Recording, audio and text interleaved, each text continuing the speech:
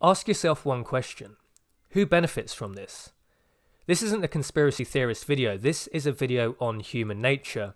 In any scenario, humans will seek to benefit themselves.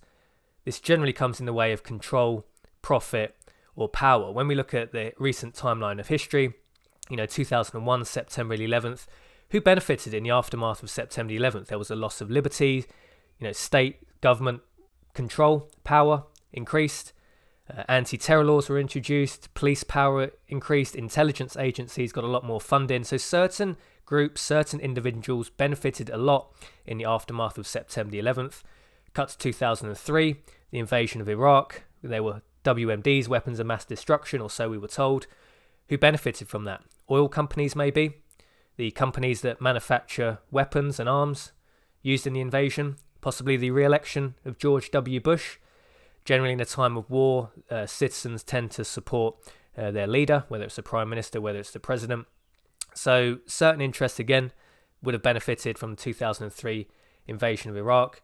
2008 financial crisis. Remember when the banks were screaming from the rooftops that if they were not bailed out, the entire global economy would just melt. We would just go back to the Middle Ages. Now, why were the banks saying that? Of course, the banks needed bailouts because if they weren't bailed out, they would have all failed. Now, yes, it probably would have led to a deeper recession than we saw post-2008, but, we're 2020 now, and the problems that occurred in 2008 haven't been cleared out the system. So by bailing the banks out, we're actually in a worse position now, and we're going into another recession still with a hangover from 2008. But of course, the banks personally benefited. That's why they were screaming from the rooftops. They had to have a bailout. In more recent years, last few years, we've seen the environmental movement growing in the UK and across the world. Now, the small individuals maybe that are out protesting, they're not connected to the wider people that benefit, but from the environmental movement, who benefits? The environmental movement is really an ideology of central planning. This isn't coming from the free market. This is state control. This is the state imposing quite draconian regulation on what businesses can operate, what businesses can't operate. Through that draconian legislation, it's really going to push small businesses out the market, because the more regulation you can put into industries, it makes it much easier for multinational corporations who can comply with burdensome regulation to basically sweep up what's left in the economy. So governments get a lot more control, central planning, multinational corporations profit quite well from it. Now, what's happening now? 2019, 2020, we had the coronavirus. Government power has expanded to a level I think many of us thought we would never see in the West, the United Kingdom, in America. We have a scared population, a fearful population, a population that's very easy to be controlled by the government that will pretty much at this point believe anything they are told, for right or wrong. I'm not necessarily saying this is all malicious. That in every one of these scenarios, September 11th, invasion of Iraq, the environmental movement, at some core level, all of these things, an argument can be made that it's doing the right thing, and we can certainly make the argument that the methods that the government are using are correct. And I'm not even necessarily in this video going to argue against that, but let's look at who's benefiting from this. Police powers are being massively extended. The police are being told by the government now not even to necessarily follow legislation, just to use their own interpretation or their own supposed common sense in enforcing laws. That's not the way it's meant to be in the West. The police should be following clear and concise legislation, but yet the government are telling them to use their own common sense and interpret the legislation in the way they see fit. That is essentially a police state. Again, with coronavirus, as always, the multinational corporations will benefit.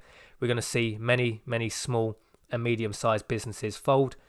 If they haven't folded already, they probably will do over the next coming months and years. This is going to be a deep, devastating recession. Big multinational corporations with billions and billions of pounds, dollars in the war chest, they can ride this storm out. And when things eventually bounce back, the market will have been cleared of small and medium businesses, and we'll just be left with these huge multinational corporations who could weather the storm and will profit quite handsomely from when coronavirus goes away. So the lockdown does benefit, various different groups. Government, of course, as always, will win. The police have got a large amount of extra power, which they seem to be overzealously using, especially here in the UK and across most of Europe, and it also seems like in America. So ask yourself the question, who is benefiting from the current scenario. I mean, this isn't an extensive list. We can make videos for hours just talking about September 11th, 2003, the environmental movement. This isn't an exhaustive list of who's benefiting every situation.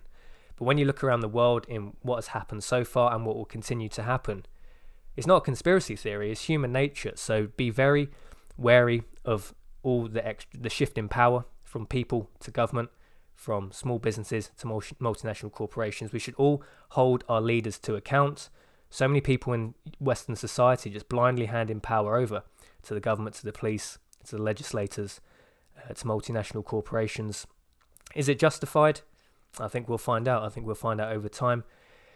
We should hold the leaders to account. When it's hopefully blown over, we should look back and say, were the actions that the government took at that time, were they justified, or were we conned? Were we tricked? Have we surrendered more than we stood to benefit? Those are just my thoughts. Let me know your thoughts and opinions. Just stay mindful. Walk around with your eyes open. So many people aren't. So many people are so happy to surrender themselves to the government, to the police state, to large multinational corporations. That's just my thoughts and opinions on this one. Stay vigilant. Jason from Liberty Bunkers signing off, and I'll see you in the next video.